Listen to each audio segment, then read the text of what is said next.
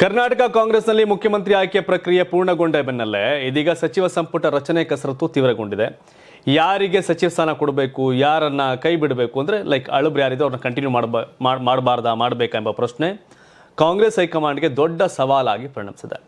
ಹಿರಿಯ ನಾಯಕರು, ಹಲವು ಬಾರಿ ಶಾಸಕರಾಗಿ ಆಯ್ಕೆಯಾಗಿರುವ ಅನುಭವಿ ರಾಜಕಾರಣಿಗಳು ಹಾಗೂ ಹೊಸ ಮುಖಗಳು ಸಚಿವ ಸ್ಥಾನಕ್ಕಾಗಿ ಭಾರಿ ಲಾಬಿ ನಡೆಸಿದ್ದಾರೆ. ಹಿರಿತನ, ಪಕ್ಷನಿಷ್ಠೆ, ಜಾತಿ ಸಮೀಕರಣ ಹಾಗೂ ಪ್ರಾದೇಶಿಕ ಪ್ರಾತಿನಿಧ್ಯದ ಆಧಾರದ ಮೇಲೆ ತಮ್ಮನ್ನ ಸಂಪುಟಕ್ಕೆ ಸೇರಿಸಿಕೊಳ್ಳಬೇಕು ಅಂತ ಆಕಾಂಕ್ಷಿಗಳು ಒತ್ತಾಯ ಮಾಡ್ತಿದ್ದಾರೆ. ಇದೀಗ ವಿಧಾನಸಭೆ ಸದಸ್ಯರಷ್ಟೇ ಅಲ್ಲದೆ ವಿಧಾನ ಪರಿಷತ್ ಸದಸ್ಯರು ಸಚಿವ ಸಂಪುಟದಲ್ಲಿ ಪ್ರಾತಿನಿಧ್ಯಕ್ಕಾಗಿ ಪಟ್ಟು ಹಿಡಿದಿದ್ದಾರೆ. ಪರಿಷತ್ ಸದಸ್ಯರ ಕೋಟಾದಡಿ ಕನಿಷ್ಠ 3 ಸಚಿವ ಸ್ಥಾನಗಳನ್ನು ನೀಡಬೇಕು ಅಂತ ಹೈಕಮಾಂಡ್ ಮುಂದೆ ಹೋಗಿದ್ದು ಸಂಪುಟ ರಚನೆಗೆ ಮತ್ತಷ್ಟು ಸಂಕೀರ್ಣತೆ ತಂದಿದೆ. ಈ ನಡುವೆ ಮುಖ್ಯಮಂತ್ರಿ ಸಿದ್ದರಾಮಯ್ಯ ಅವರ ಪುತ್ರ ಹಾಗೂ ವಿಧಾನ ಪರಿಷತ್ ಸದಸ್ಯ ಡಾಕ್ಟರ್ ಯತೀಂದ್ರ ಸಿದ್ದರಾಮಯ್ಯ ಅವರಿಗೆ ಸಚಿವ ಸ್ಥಾನ ಸಿಗುವ ಸಾಧ್ಯತೆಗಳ ಬಗ್ಗೆ ರಾಜಕೀಯ ವಲಯದಲ್ಲಿ ಚರ್ಚೆಗಳು ಜೋರಾಗಿವೆ. ಸಿದ್ದರಾಮಯ್ಯ ಬಣವನ್ನು ಸಮತೋಲನಗೊಳಿಸುವ ನಿಟ್ಟಿನಲ್ಲಿ ಈ ನಿರ್ಧಾರ ತೆಗೆದುಕೊಳ್ಳಬಹುದು ಎಂಬ ಮಾತುಗಳು ಕೇಳಿಬರುತ್ತಿದೆ.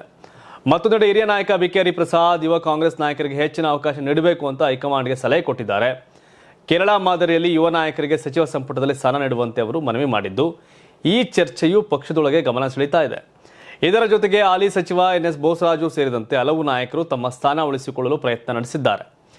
ದೆಹಲಿ ಮಟ್ಟದಲ್ಲೂ ಲಾಬಿ ಚಟುವಟಿಕೆಗಳು ಜೋರಾಗಿದ್ದು ಸಚಿವಾಕಾಂಕ್ಷಿಗಳ ಸಂಖ್ಯೆ ದಿನದಿಂದ ದಿನಕ್ಕೆ ಹೆಚ್ಚಾಗ್ತಾ ಇದೆ.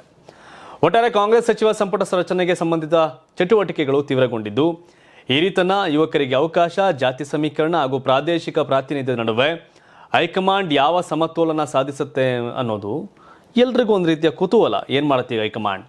ಈಗ 33 ಮಂತ್ರಿ ಇದ್ರಲ್ಲ, ಇವರಿಬ್ಬರು ಸೇರ್ಕೊಂಡು CM DCM ಸೇರಿ, ಈಗ ಸಿದ್ದರಾಮಯ್ಯನವರು ಇಲ್ಲ.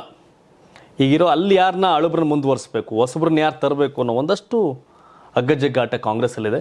ಅದೆಲ್ಲವೂ ಕೂಡ ಬುಧವಾರ ಯಾರು ಮೊದಲ 14-15 ಮಂತ್ರಿಗಳು ಯಾರು ಅನ್ನೋದು ಬುಧವಾರ ಗೊತ್ತಾಗುತ್ತೆ.